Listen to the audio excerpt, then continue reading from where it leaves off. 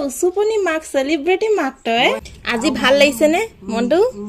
হাতৰে যে খাব পাইছ ভাবিছিলি নে এনেকে হাতৰে খাব পাৰিম বুলি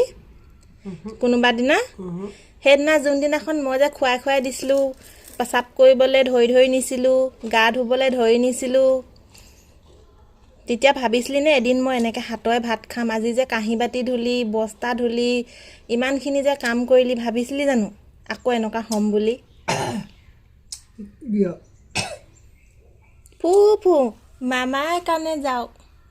কি যে মমাৰ কাৰণে আমিও মামা বুলি কৈ থকা যে মামাই হৈ থাকিলে মামাটো এইয়া একদম হাতৰে ভাত খাই দিছে আজি খাই ল দেই এতিয়া খুব মোৰ দুশ্মনখনে ভাবিব এজনী এক্টিং দিও এখন হেৰিয়া যি আকৌ ফেচবুকত ফ'ল' হ'বৰ কাৰণে সেনেকৈ পাতে মানুহে